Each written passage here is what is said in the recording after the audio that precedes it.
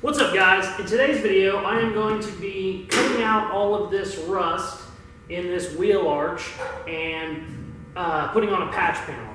Luckily this is a 67 Chevy truck, so they're popular enough that they make a patch panel for every single part of this truck. You can basically build it brand new with patches. So I got a patch panel for it. On this whole bed side, the only part that's bad is just this arch. It's not up here, it's not down below, it's actually a really solid bedside. So there's no need to put a whole bedside on it. They make a patch that just goes right here. So I'm gonna kind of go through what you have to do to put one on. And also I'm gonna show you how you can cut a patch panel up and make it fit for your needs instead of cutting a huge hole in this bed and putting the whole patch panel on, which I see a lot of guys do, and that's a big mistake. There's no need to cut a 3 foot by 3 foot hole in the side of this bed when we just really need it for this lip and this under part. You could just make this out of sheet metal and just hammer form it, but with it being so bad underneath, it's easier just to buy a $30 patch panel that has all this, and we can just cut what we need and go from there. So I'm going to take you guys along for the ride and show you how I do them. And even though this is a 67 Chevy truck, this method works for any model of anything, essentially. So let's get going. The first step we want to do is make sure we're getting all of the rust out. We want to grind this surface down with like a flap wheel or just some sort of a soft grinding disc, so we can kind of rip it up a little bit to see what's good and what's bad. Before I started grinding, I knew this hole was right here, but I couldn't tell that all this small stuff was there until I started, stripping it down, getting all the rust, Bondo, blah, blah, blah, all the bullshit off of it. So now I know it doesn't need to be here cut out. I don't need to cut out just right there. We need to cut it all the way back here, all the way down here as well, and then same thing on the other side, pretty much to about right here, just like that. So I'm going to go ahead and get that cut out.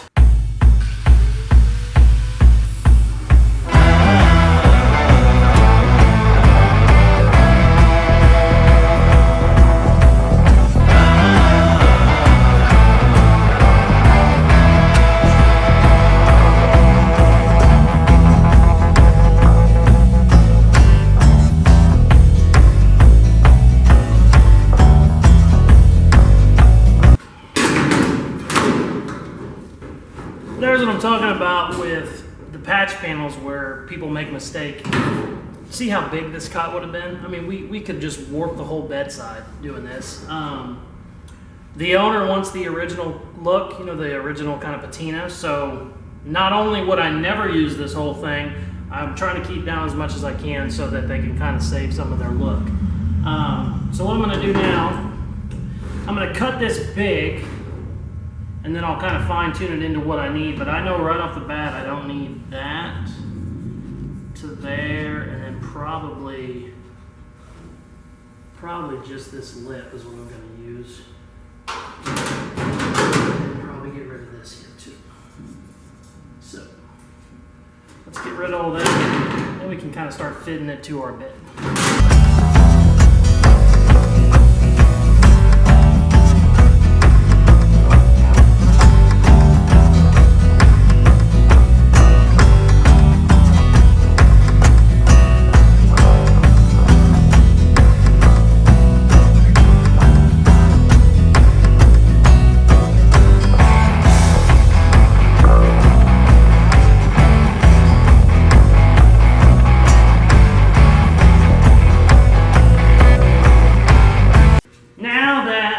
We have the patch we're going to use. You can tell by looking at what I've cut off, how much easier that's going to be as far as just work and warpage and blah, blah, blah. Our lips are lining up perfect, which is nice. Sometimes, with the patch panels, you want to double check, and sometimes they're, funky. But these are obviously a good patch because they match perfect. So what I want to do now is I want to either use my Clecos to hold this in place so I know exactly where it's at, so I can mark it and cut out the old metal behind it, or I might just use a self-tapping drill bit or a self-tapping drill and screw it in so I know it won't move.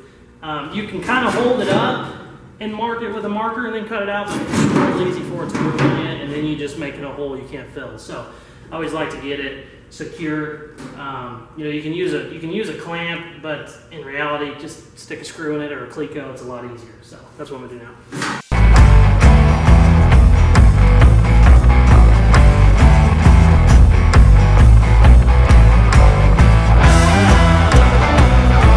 So now that we got our patch where we want it, we need to mark it out so we know where to cut exactly.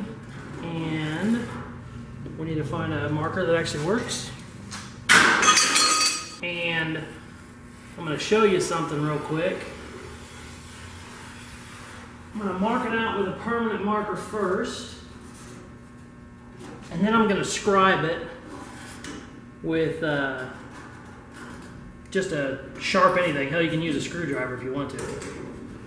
But when you scribe it, no matter how well you do it with a permanent marker, you can't really get exactly where it's lining up.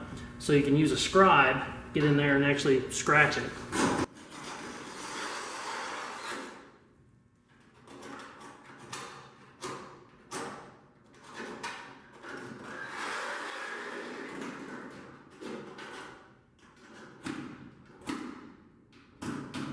And then you can see exactly where it's at. So, let's pop these off real quick. Now, I don't know if my camera will show it, but you can see how different the line is. My scribe is actually on the inside of that line. It's also on the outside over here. So you would think, oh, we'll just cut it on the inside. Well, no, not necessarily. Your scribe really gets it exactly where it needs to be instead of just kind of close.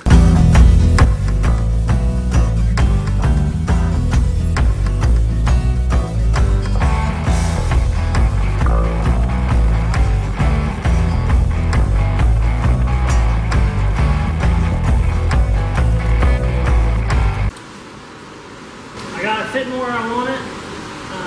It's fitting good. And now it's time to weld it. Just in case you've never done this before, what you do is you just do tack welds really far apart. That keeps your heat down, that keeps your warping down. So I'll just hit a couple, chill out for 10 minutes, hit a couple, chill out. You just kind of, the longer you can take to weld this, the better. If it takes you all day to weld it, that's perfect.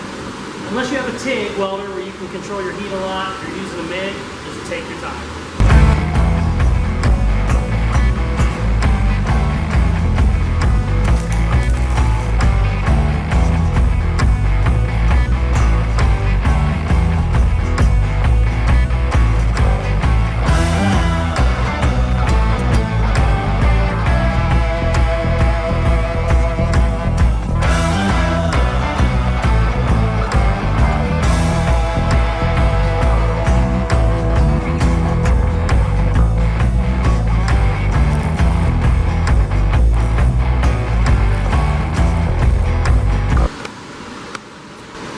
Got it all welded up. Just a million little tack welds, like I said, keep the heat down. Now, got to get it grinded. What I like to do whenever I grind down sheet metal is get a flat disc, or a flat wheel, some people call it. So, instead of trying to go at it with some sort of a hard stone, or even like a 36 grit pad, these flat wheels, they got a little bit of cushion to them, which I like.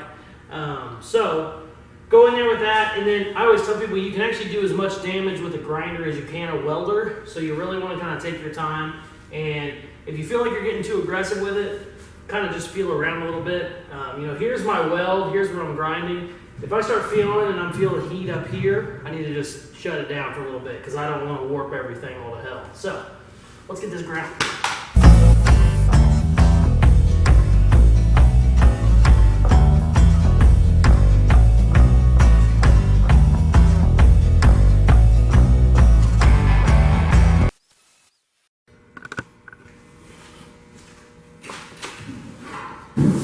And just like that, we are done. I still got a little bit of grinding to do. I'll grind this down to where you don't see this seam as much, but I'm calling it a day for now.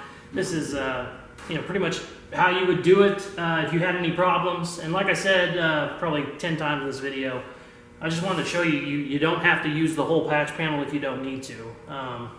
Obviously, if I had rust down here and I had rust up here, I would have used the whole thing. But since I didn't, there's no need to put extra stress on the bed or make a big 3-foot hole if I don't need to. So just shows you guys, just kind of trim what you need. You know, just because it came with that much, you don't have to use it all. But hopefully you guys picked up a couple tips on the way, and it makes it easier the next time you go to do it yourself. But thank you very much for watching. Please subscribe, share, comment, blah, blah, blah, all that good stuff. The more people to watch, the better I feel about, you know, talking to myself in front of a camera. So if you guys have any questions or anything, just shoot me a message. Thank you very much for watching. Take care, guys. Bye.